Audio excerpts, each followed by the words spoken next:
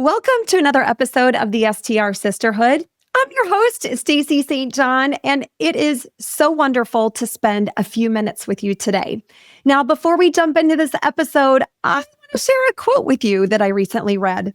And it says, I think for anyone to become good at something, they have to fail a lot too. And they have to be completely unafraid to fail, or they'll never make it to the next level. Boy, oh boy, are those wise words, and they come to us from American actress Amy Schumer.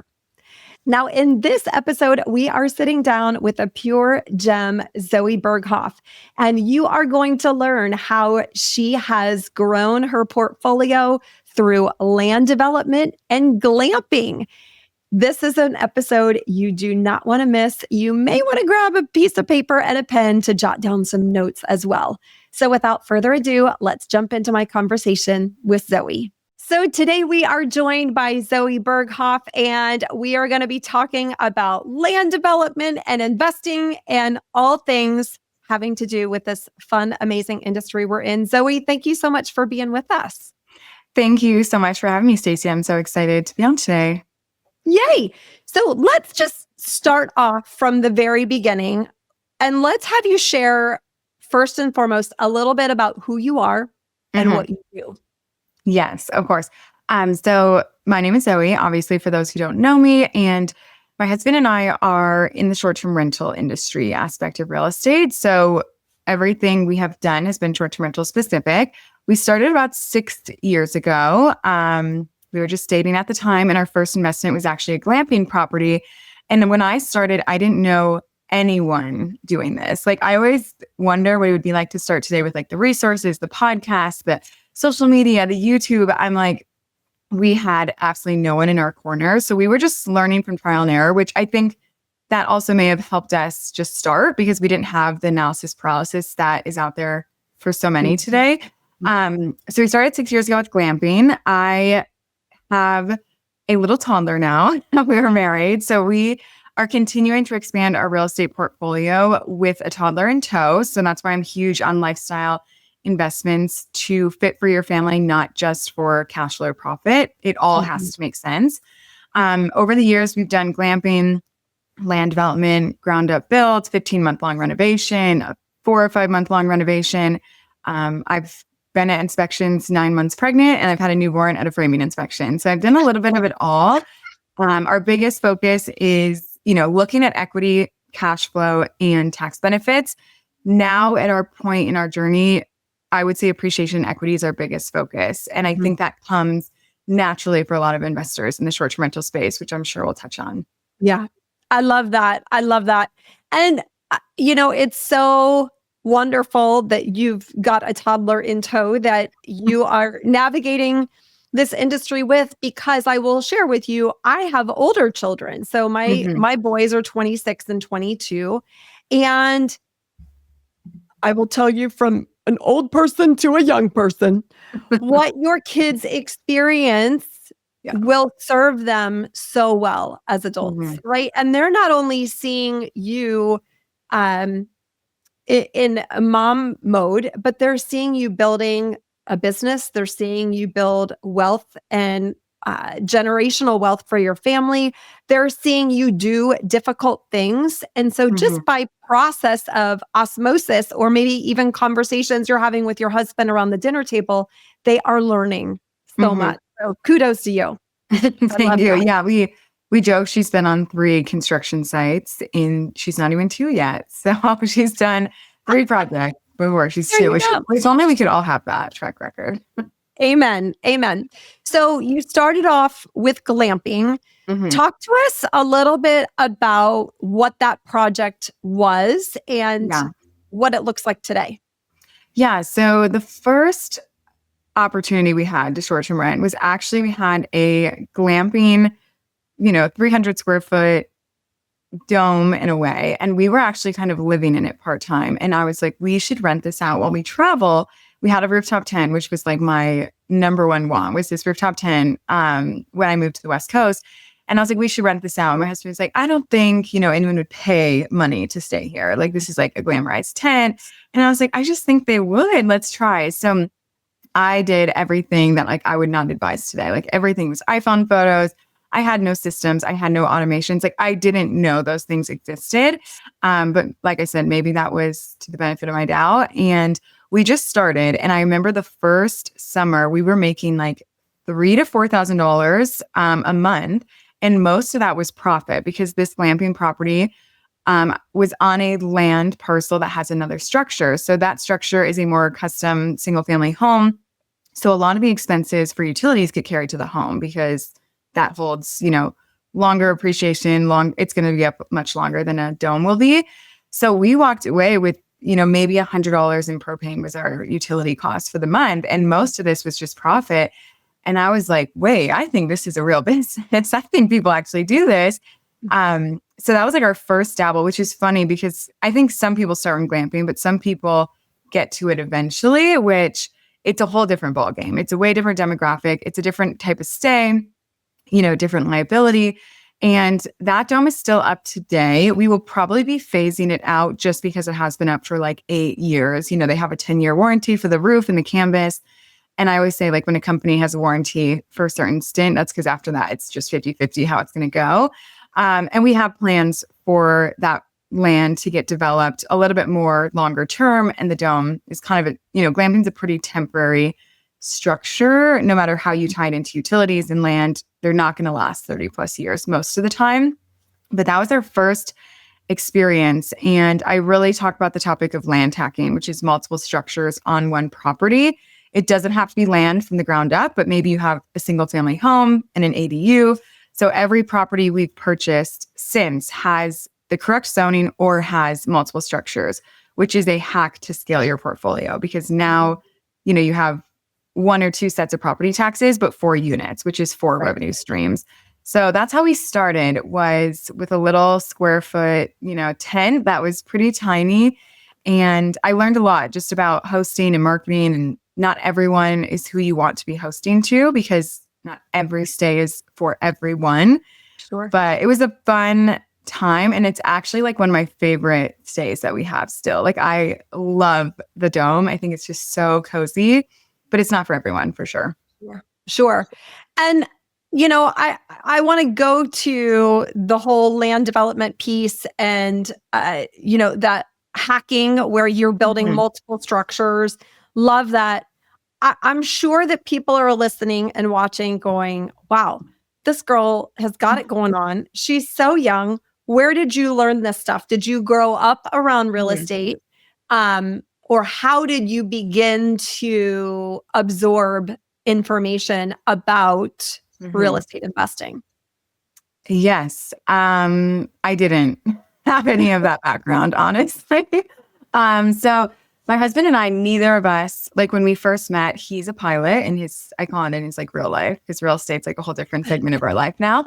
And I worked in digital marketing we met in the middle of the pandemic. So I had just gone remote and I was transitioning from I worked 9 to 5 for 1 year. That's all I made it. Not very long. And I transitioned out of 9 to 5 through freelance actually. So it wasn't real estate.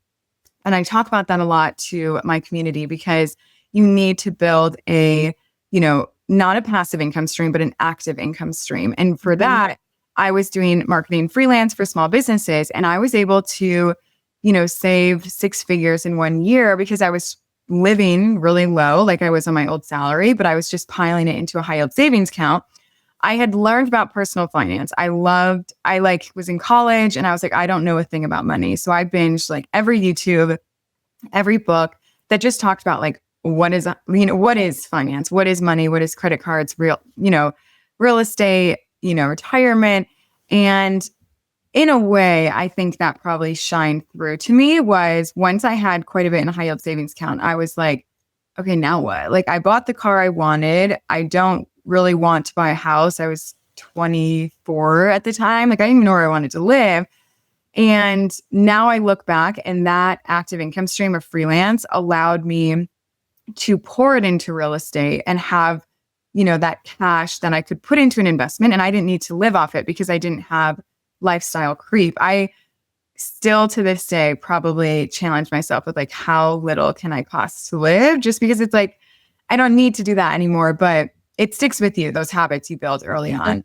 And I didn't know anyone. My parents don't invest in real estate. I didn't know anyone that was doing it. My husband did. Like, we literally just were like, maybe we should try this. And I didn't know any friends. And when I started sharing on social media our journey a little bit of like, oh, we have this tent, we're renting it out, it blew up. And I was like, whoa, what's going on? And now this community on social media, I have friends, I have peers in the space, we see each other at conferences, we speak on stage together. And I'm really grateful that I started sharing that, because it can feel really isolating, because still to this day, I really don't know anyone in like my real physical circle of people that invest in, like, people don't really want to talk about it. It's not for them. So I get that. Sure. But back when I was like 5 to 10 years old, my family did have 2 cottages in Michigan, which were land hacked. Literally, no one knew what that term was. And I remember my mom would rent them out on Vrbo. She had the printed calendar. Checks would get sent in the mail. Like, this was before Airbnb ever existed. Sure. And highlighted the calendars. And I remember her being like, people are checking in the front cabin. We got to move to the back cabin. And now I laugh because I have a 2-year-old and I'm like, we got to move to the ADU because all those are getting done in the main house. So, I mean, that was a little bit, but they ended up selling those. They weren't a like scaling real estate play. Right. They were passed down through family, but I do laugh, like my daughter in a way is kind of experiencing like, we got to jump to this house and it's on the same property. But yeah, we just kind of taught ourselves and then realized like, we're in a good market. We could build a lot of appreciation fast. I think that's when we realized how much equity was in what we owned, that we could really put that to work rather than just sit on it, which a lot of people just sit on that equity. Sure. That's incredible. That's incredible. And I always reminisce about when we used to go on vacation. We would often go to the beach. We would switch. One year we go to Disney World. The next year we go to the beach. So our beach years, we would get a local magazine with all the pictures of the beach houses, and we would sit around the dinner table and like circle the ones that we were interested in. And then my dad would call up the real estate firm and say, I want to book this week. Same thing, mail a check, right? So how things change is quite amazing. I want to ask you about sharing your story on social media. So you obviously come from a digital marketing background, and I will say you are significantly younger than this girl right here. Okay. Sharing your story isn't always easy for people to do. Can you just highlight, if you don't mind, some words of wisdom? If someone is listening or watching and going, I really want to share my story, but I'm afraid to, or I don't know what to say, or I don't think anybody's going to care, what would you say to them to help them? Yeah, I actually just did a whole episode on my podcast about like social media monetization and how that started for me, because when I started sharing anything for anyone, and this was like such a good thing I heard, is like, be willing to share for 36 months before you make $1. And I was like, that's probably pretty accurate, because you're just sharing and hoping it sticks with someone or helps one person. And that's what makes it all worth it. And I always say, like, when I first started sharing, it was about personal finance. And I would like have people like send me a DM and they were like interested. And I was like, wow, I never would have thought this person would want to talk about a Roth IRA. And then I kind of found my niche with short-term rentals. So I do think when you first start, just kind of putting some things out there and see what sticks is really good practice. But then once you kind of find that niche, like double down on it, because that's what people want to go to you for. And you're going to lose probably more followers than you're going to gain in the beginning. And that's okay, because the right person is going to stay with you. And it is hard to share your story. I wasn't like a big social media person. Like, I never jumped on stories. Like, learning to talk to the camera was something I had to get used to. But I think just every day, like a little, my friends even ask me, like, how are you so active on stories? I'm like, just share what you're doing. It doesn't have to be perfect. People want the behind the scenes. They want to know the challenges. And I tell all of my community that, like, tell them the story when you close, not when you go live, because that's the good stuff, is like all the behind the scenes that happen. And it's not going to be human nature to jump on Instagram. But if you're on social media, my encouragement is to create, not consume, because amen, girl. you can monetize it. I've now built a huge community that are so like-minded to myself. And I think that's the beauty, is like there's the right community out there for every person. And I've seen that. I have friends in the space where we're all very similar, but like the right person finds one of us. And I'm so grateful. Like they're now some of my greatest friends. I get to see people change their lives. We had 2 closings this week. 2 people are under contract. 2 people have gone live. That's like real life happening. And I am never, humbled to know how grateful I am to be a part of that. So it's not going to be second nature, but I encourage you, if you're on there, you should create stuff. Just try, like just put things out there. You're not going to be perfect. The first video will not be your best, but if you don't ever start, you'll never know what could come of it. Yeah. Yeah, absolutely. And the other thing too, I don't know if you experience this, but every once in a blue moon, when I do go on to consume content, it is for me a defined amount of time. So I'll give myself like 10 minutes. Okay, this is going to be my 10-minute break that I'm going to doom scroll, right? I'll scroll for fun and then close it, right? So if you are consuming, do it with intention for a limited amount of time. The other thing why I love to create versus consume is I am a person by nature where I will measure my success by someone else's ruler. And so I consistently will look at someone on social media and I have to train myself to say, it doesn't matter that that person has more followers, or, oh, that was such a great video, I should have thought of that. That is my natural go-to on social media, is to start comparing myself. And so that's why for me, it's just a healthier outlook. Don't consume it, right? Be on there as a business strategy, but you don't have to compare yourself to everyone else out there.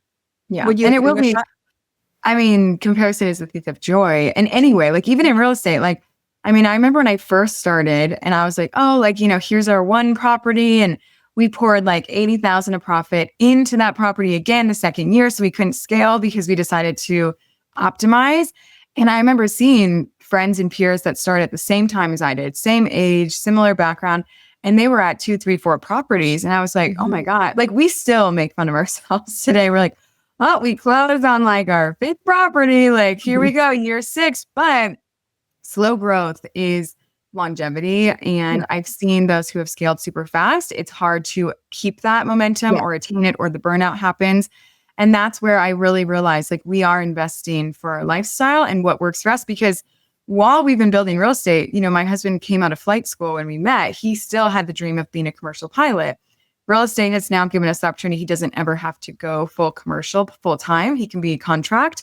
But like we chased a whole other career while building real estate, and it's moved us all around the country in different cities and states for years. So I have to remind people, like, you are not going to be at the same path as someone else. And that's like, you have twins at home. Like you can't compare yourself to someone who's 23. We all have the same 24 hours in a day, but once you become a parent, you're like, no, we don't. Amen. Amen to that. I will tell you, I'm a very prompt person. However, when I first had my first son, who, like I said, is 26 now, I was late for everything because I underestimated how long it would take to get the diaper bag together, and you got to get the bottles and all the things. I was late for everything for like a year. So anyway, tips for moms. Start building the diaper bag earlier if you have to go somewhere. I want to ask you about construction because, again, this is an area that scares a lot of people, especially if you've never done it before. Talk to us about your first ground up construction project, what that was, and how you navigated that if you didn't have any experience. Yeah. So our first, which my husband spearheaded a lot of it. So, it takes 2 to make a business like this happen. It may not be 2 equal, but like I would say he does a lot of what happens before guests are in the property. And I do a lot of what happens after. We're on the job site a ton, but we own excavators and loaders and dozers and skid steers and plow trucks for a reason, because that is sometimes required to make your business, keep happening and scaling. So our first property was land, which was probably our hardest to date because it was dirt. There's nothing there. There's no power. There's no well. There's no septic.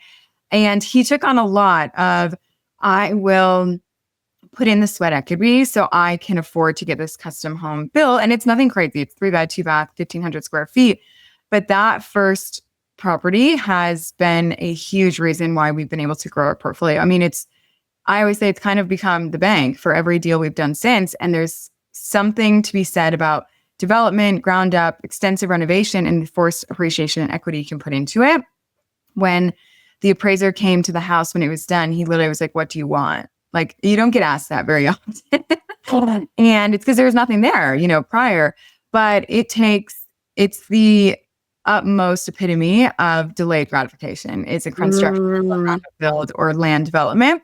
There's a lot behind the scenes that I tell, people that want to work with me, I'm going to teach you all the not fun things so you can do the fun things, like septic and utility and pulling power.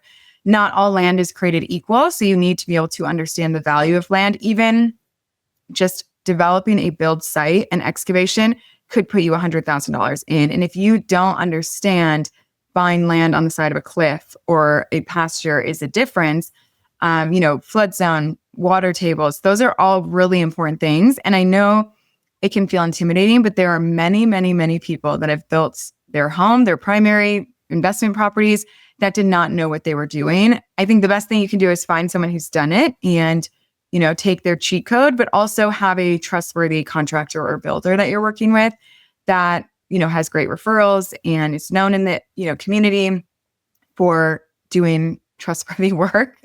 So it's a lot of trial and error. And I mean, you're going to learn some lessons the hard way. We always say, like, at this point, we can't stop because now we know, like, this is what you have to buy for this. This is your no-brainer. You have to do this for bathrooms. Like, it's like once you do so many, for so many times, you just are like, it's a no-brainer. I've learned so many things the hard way that I now know what's so easy to play into a property or a build. But it was probably 18 months of utility infrastructure all the way to CO, because when you do a new build ground up, you need to get our certification of occupancy. So you cannot stay in that home until the county has CO'd it. With a renovation, this can be a strategy play. You never technically lose CO. So it's a renovation. It depends how extensive you've done it. We've done a renovation all the way to, we went past the subfloor, past the studs, and we got to move into the renovation once he got into the property. And that allows you to, sometimes build a lot faster, get the project done sooner. So I've done a little bit of it all. It is intimidating, but truly it's just a process. Like, once you learn, okay, the concrete and foundation has been poured, who comes in next? Okay, framing is done. Who do I call next? Like, it really is just like a timeline stepping stone of what comes after what trade. And it's not rocket science. You don't have to know how to swing a hammer to pay who swings the hammer. We always laugh, like, when the crews need to get paid, they walk up to me and I'm like, I pay all your bills. So you better, like, I might not be the one you come talking to because you think I'm the female on the job site, but like, I write all the checks that you guys get paid from. So don't feel intimidated no matter what age, who you are. One of my students is 23 years old. She's a female at 23, defying all odds, working with her builder, and they're in cabinets. Like, they made it. They got the build done. So it doesn't matter what your prior knowledge has been. Love that. Love that. What are some words of advice for finding good builders and good contractors? Because this is such a difficult area, right? With so many people, unfortunately, who you want to hope and pray that they're solid. And maybe even they have some good references, but they don't deliver. What are your pieces of advice for finding good teams? Yes. Great question. I've worked with quite a few at this point in different capacities. And we actually were plans done, ready to break ground on a build this summer. And we had to completely pivot because the builder could not, I think, finish the job. And I was like, there's no way we can give him this much money and not be roughed in by snow. Like, that's a risk now to your investment. So one, you as the investor have to I mean, it was a hard decision. Like there was a lot of excitement around that property. There was 2 plants, 2 buildings, and it still will go, but it needed another year because it wasn't going to be a good timeline. And you as the investor need to be logical about your decisions and not as emotional because it's fun or sexy. On social media, I was saying like, you are the one stuck with a half-framed house. No one on social media. Right. None of your followers have to live with that. Like you are the one that has soggy subfloor now because like I know it's fun to talk about, but you really, especially sharing things like that with such a community, you have to reel it back in of like, wait a minute, is this what I want? Is this along with the plan? Finding good contractors and builders. One, referrals are great. Make sure they're real referrals, like they're not family or wives. I've seen that happen a few times. Mm-hmm. But what I like to do is go to their work. So actually ask, like, I want to see a job site you're on right now. I want to see a house you've done. And we have gone to structures that a builder, he'll walk us through. And if they are proud of their work, the client should have no problem showing you if they, enjoyed their time working with them. And we've seen like flaws, like, okay, this, that's not really a straight screw line. Like that's a pretty easy thing to, take note of what they're saying. If they've ever said like, I've had to go back and do rework or, this had to get covered by like anything like that, they get pretty chalky and you got to like pick out some of the red flags and the green flags. Mm-hmm. We've also, if you are in an area where you already have something of an investment or a property, we've given them a small job to see how they handled a smaller job. And that's actually what fueled us to drop the builder.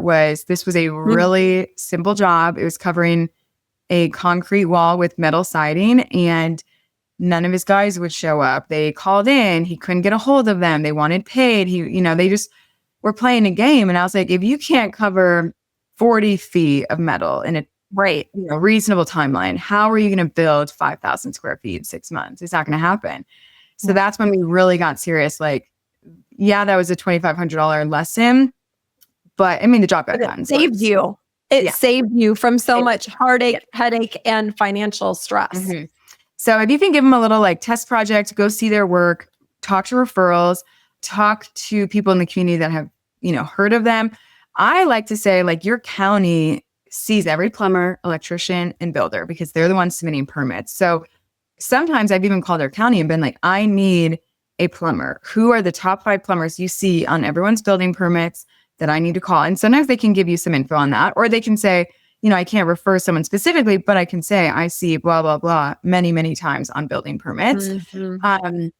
You have to do some boots on the ground to find a reliable builder. I also say the interview starts the first call you make with them, not once the contract is signed. So one of my students, she has a great builder. They're in Hocking Hills and she's just found a really great one. And from day one, he was just very, when he said he was going to call, he did. When he wanted to show up, he would. When he said he was going to submit a quote, like people will say, I'm going to give you a quote and I never see it. That's red flag right there. So those things, the interview starts the second you meet them, not once the contract is signed. And that's a really big thing is see, do they show up? Do they show up when there's snow? Do they show up in bad weather? Do they show up on the weekend? Do they answer your phone call? Those are all things that if I was a builder, I'd be pretty prompt on those, but sometimes they are. And that's a good sign that like, if they're not going to show up before the contract's signed, what's their incentive once they get the money? Amen. Yeah. I love that you go to check out their previous work and don't just rely on pictures. I learned that the hard way. One time I was doing a flip and hired someone to refinish the wood floors. And he had all these photos on his phone of wood floors that he supposedly had refinished. Well, I learned the hard way that evidently those weren't floors that he refinished because he totally messed up the floors. And so by going and actually talking with, someone who they could have saved me a lot of headache, heartache, and stress, right? So I love that you are going out and actively looking at projects that they have done. I'm curious what your philosophy is on pay structure because so many of these contractors these days want to charge up front. Yeah. What is your philosophy on this? Yes. And I've paid all different types of ways. So I'm like, And I also will say this is my last tip on finding not just builders, because this wouldn't really apply, but like a trade. Every trade that is in your property is seeing the next trade come in. Like if your floor just got finished and your showers are ready to get tiled, go talk to the plumber, who then is going to probably know the guy who does the tile work because they work hand in hand. We have found a lot of people where they like, and some people are smart. They have stopped by and been like, here's my card. I bet you're in bathroom finishing. And that's how we found our tile guy. But ask your electrician, do you have an HVAC guy? Electricians and HVAC work hand in hand a lot of times. So use the trades. I say they're in it every single day. So use their skill set and their knowledge. They might not be one, but they're going to know of one. Trust me. They've worked on many projects. My philosophy of pay structure, I get every job quoted by project and by hour. And I ask for that for everyone. And I have made decisions different ways. I've paid the same painters by project that I've also paid by hour. Usually, I think by hour or by day comes out on top almost every time because they always are going to put a little fluff in a project.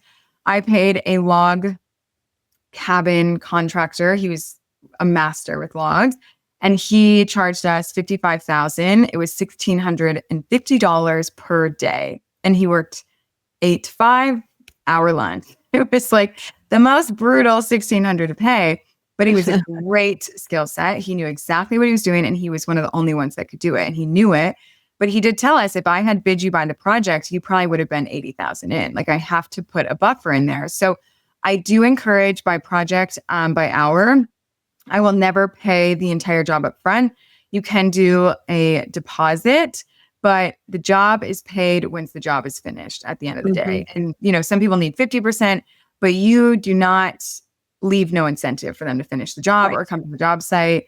They need some reason to get the job done. And there's some people that work really great hourly and you are getting your money's worth. And there's some people that by the project would have been a better gig because they just are slower or they just have a lot of, teeter-totter of ideas. It's good to kind of get an idea. And honestly, everything is negotiable besides death. And we really hold us true to that. Like every single person that comes on the job, my husband's like the official wheeler and dealer of negotiating. Our guys came in to build a deck at 40 an hour. Now we get them for any job at 30 an hour. Like if they're doing a really hard skill set, we'll be like, okay, we'll pay you 35 for tile because that's harder. But once you go back to carpentry, it's 30 an hour. So be willing to negotiate and they'll tell you what they're willing to work for. And if they get offended by it, it's probably not the person for the job. And you always get 3 quotes per job, no matter what. And that's not to say you pick the lowest or the highest, but you need to know you're in the ballpark for the price you're being charged or quoted. And getting 3 quotes I've been quoted for the same roof, $8,000 to $30,000. You need to know what the ballpark is for a project of that sort. Yeah, absolutely. Absolutely. Such good stuff. I want to talk a little bit about forced appreciation because this is something in the real estate investing world we know well.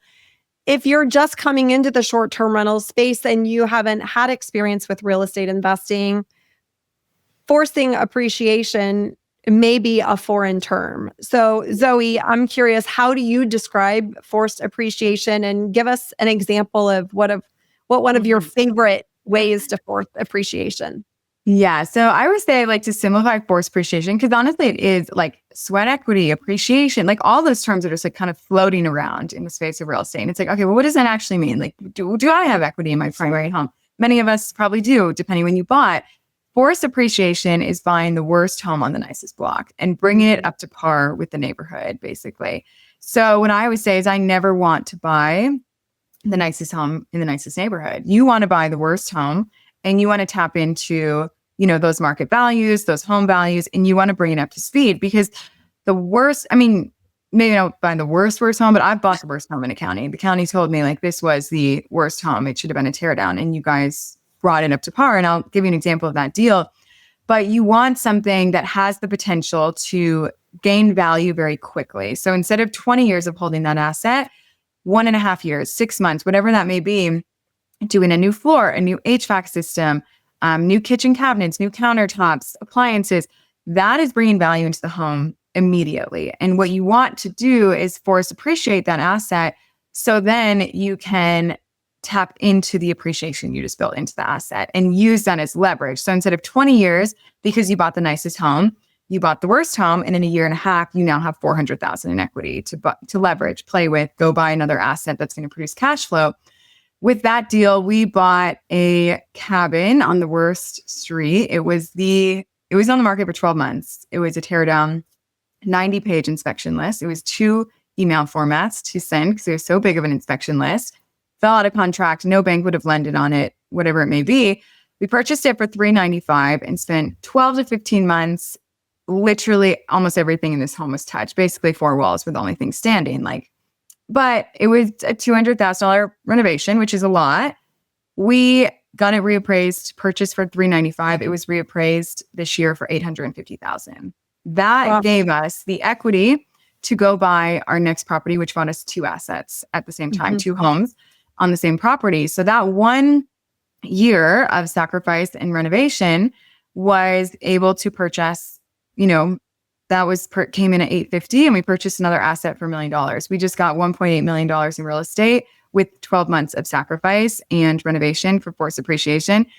Now it's honestly, I'd be willing to say one of the nicest homes on the street because it's brand new windows, new floor. The homes don't have that. But when you force appreciate, your market is going to be a big factor. You need to buy in appreciating markets. And I'm from the Midwest. I love the Midwest. Not everywhere in the Midwest is going to appreciate. But honestly, a lot of areas are appreciating very fast. Talking Hills is a great example.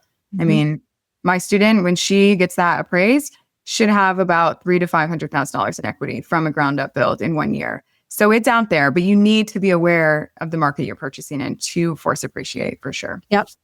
Love Hocking Hills myself. I own and manage there, and it's a phenomenal market.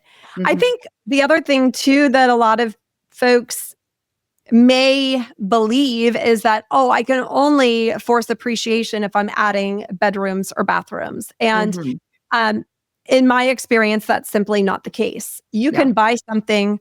I started out buying ugly condos, right? So instead of the "We Buy Ugly Houses," I should have had a sign on my car that said "We Buy Ugly Condos." But I bought and renovated 8 condos in my first year alone.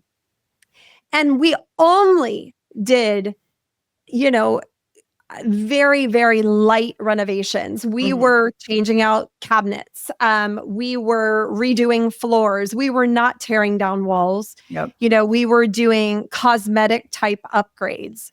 And the first 2 condos that I purchased, within a year, I was able to double my money. Okay. Sold those and bought my retirement home that, is at the beach. That when my husband and I moved down there, we've had years of people paying on the mortgage. We didn't have to put a penny down for our retirement home because of the 2 condos that we renovated. And we literally did paint, flooring, and decor.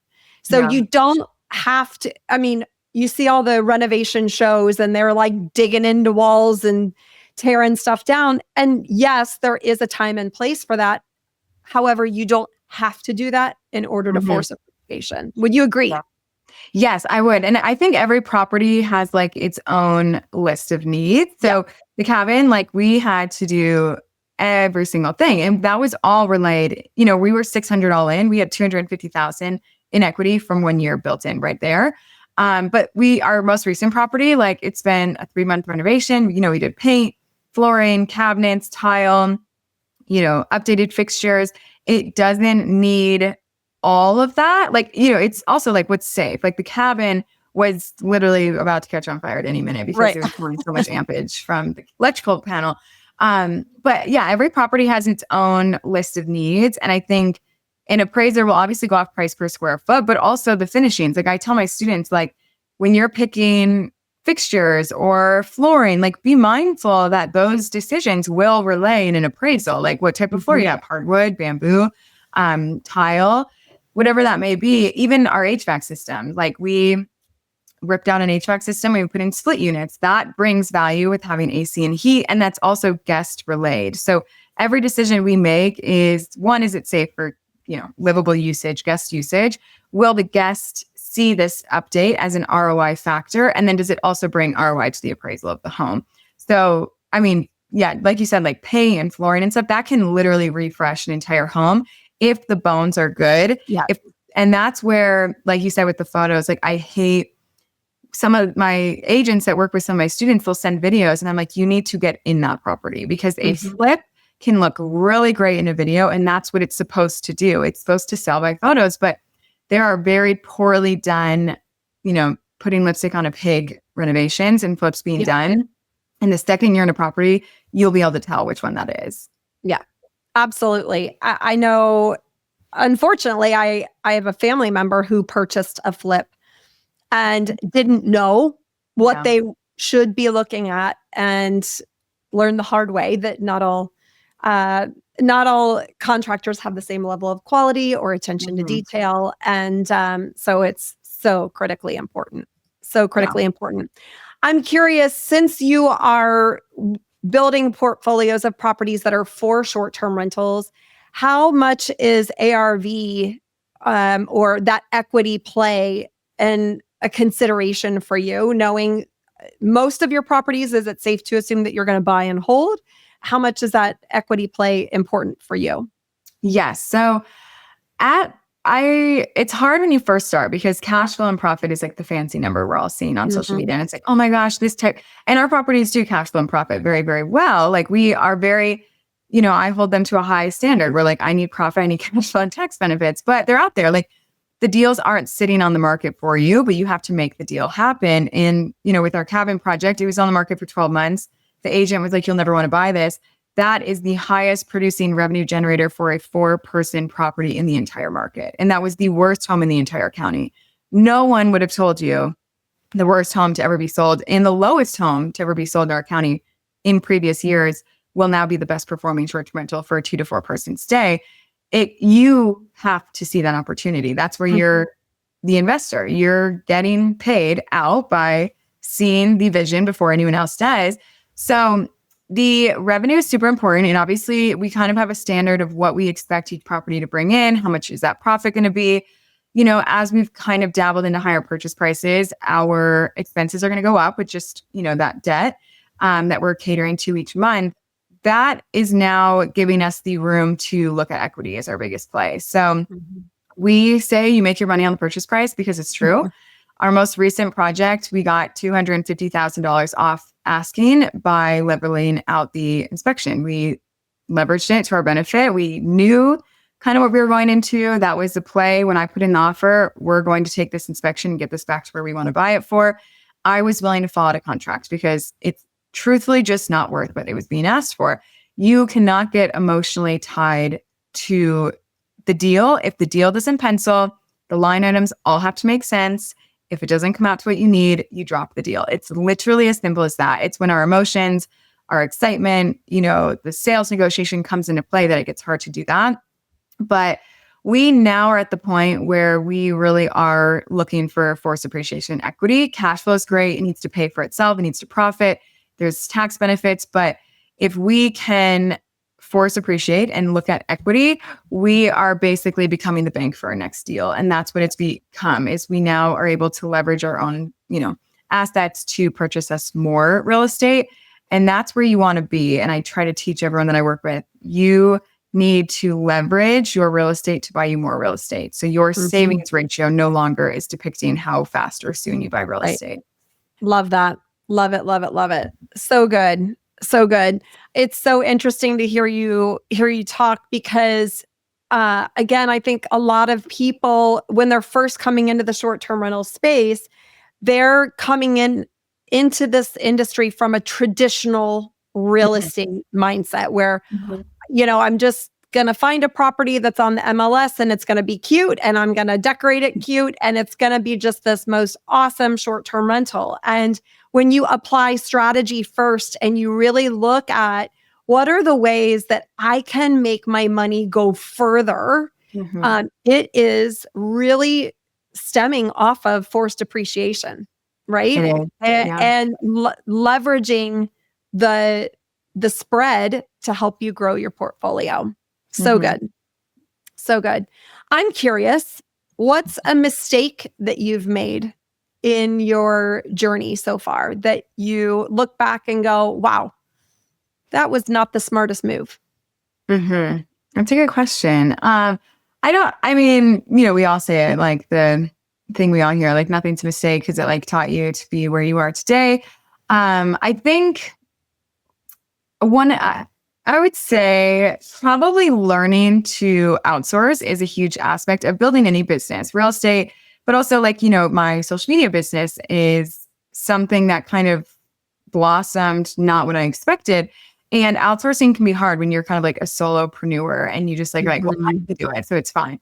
Even if you can do it, it doesn't mean you should do it. And when you come into properties, when you get into projects, it's like, even yesterday, like I had our contractor here for a day and I was like, I need you to hang all my cabinets. I need you to fix this drawer. I need you to put in this mudroom. We can do all of that, but we also should be working on our business, not in the business every single day. And it goes ebbs and flows. Like you will work in your business, you'll be on the construction site, and that is where your best time is spent. I think as people get more successful, and I probably should take like a note or two, is they don't go to the job site all the time and they're working on the business while the crew who does what they do best is there. But also things will fall through the cracks. So I don't like when people say like, oh, I've never gone to my property. It's been in construction for 12 months. I'm just like, okay, there's gotta be something that's going to get you. Checks and balances, and balances. Right? Exactly. So I think learning to outsource, and I've seen this with some family and some friends where, they're like, well, I can do everything in the renovation. Like I'm super handy, but that 1,000 square foot home has now taken you 2 years to get to market. That just costs you so much money, even though paying for the skill set to come in and lay the tile or lay the flooring costs you money. It's all going to cost you money at some point. Which way do you want to write it? Do you want to take revenue off the table or do you want to not pay someone's, work labor? So that is something that time is money and time, money is speed in a way. So I think that comes where you start to realize like, even don't do your cleans when you first start. It's like, well, I can save $100. I teach everyone. I'm like, your time is Yeah. So I think that's hard to grasp when you first start, is that concept. I do agree. And for my students as well, it is something that I feel like I am a broken record because just because they can do something doesn't mean they should, number one. And the other trap that I think a lot of folks fall into that I see is they feel like they have to learn it first before they can outsource it.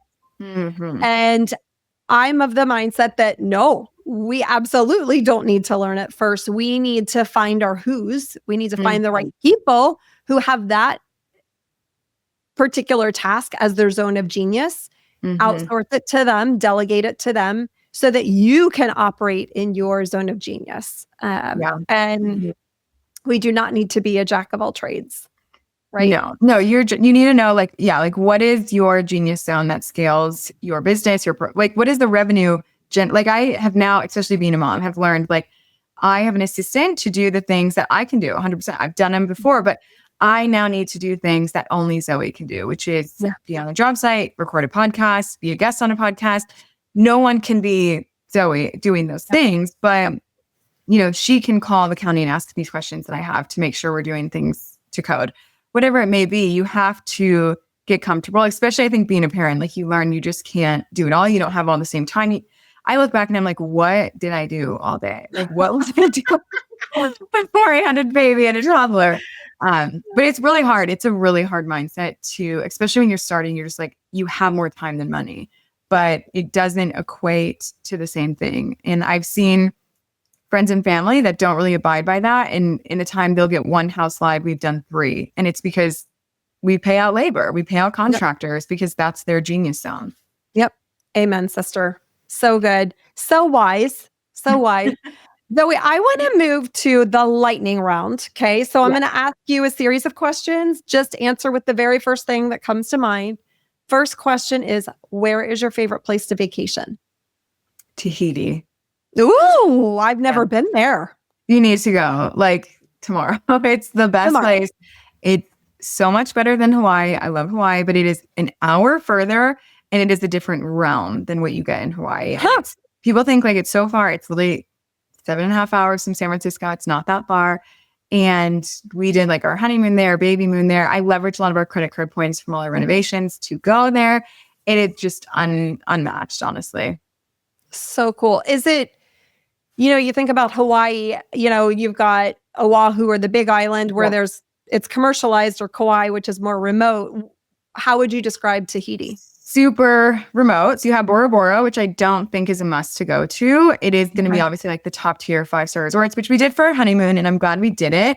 But you kind of get trapped there. Like it's $25 to go from the resort to the mainland of Bora Bora, and it's like just a little commercialized for me on that level. And like you're trapped with their food, their resort. But Moorea is a small island that's a 20-minute ferry from Papati, which is where you fly into International Airport. And you have the overwater bungalows, you have the snorkeling, like just the water is so untouched. It is such a small the people are so kind. They're so happy to have you there. I'm just skip going, just like keep going an hour further. Amazing. I love that. Okay. What's one place you've never been that you want to visit? I would say Europe, Italy. We're really tossing that. Like, do we do that as our celebration to get these properties done? We need to go. And I've done so many travels, and it just hasn't been a ton of international. Mm-hmm. Well, I love that you're celebrating your progress and your wins. So that is so important. I just went to Italy for the first time a few months ago, and girl, you need to do it. It is I know. Absolutely stunning. The food is to die for. Yeah. So good. You got to do it. Yeah. I'm grappling if we bring a toddler or we push it back like another year and let her stay home, because the time change and I know it's glamorous, but I'm like, I've done 80 flights with a toddler and they're all most domestic. I'm going to say you should wait a year and have her stay at home, because you're going to be able to experience Italy in a different way without a young person. You know what I mean? And I don't mean that in a negative way. It's just we'll experience different things. Yeah. What's one thing you know now that you wished you knew when you were starting out in the world of short-term rentals, glamping, development, construction? Give us a scoop. I would say that there are so many people that can support you in your corner, especially even like in the lending phase. I really sympathize with like the analysis paralysis of just lending to get into real estate, because I was like experienced, and I was called 3 lenders about a cash out refi. One I had worked with in the past, one was a family member, and then I called a third. 2 of them were like, yep, traditional, conventional cash out refi, leverage with your W-2. And then one was like, well, you're telling me this is an investment property. It brings in revenue. We ended up doing a DSCR cash out refi. And if you aren't talking to the right people that can support you in your journey, it's going to feel like you're just hitting like nose. And the right people are out there. But if you're going into real estate investing, you're probably a more creative, solution-oriented person.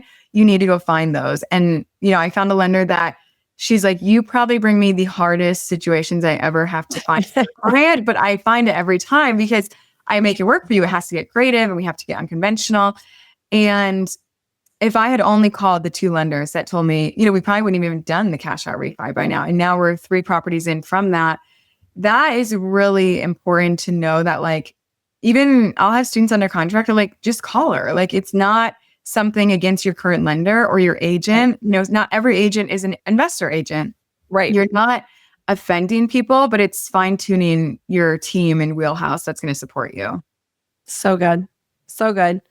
All right. What is the best piece of advice you've ever been given? Oh boy, that is such a tough one.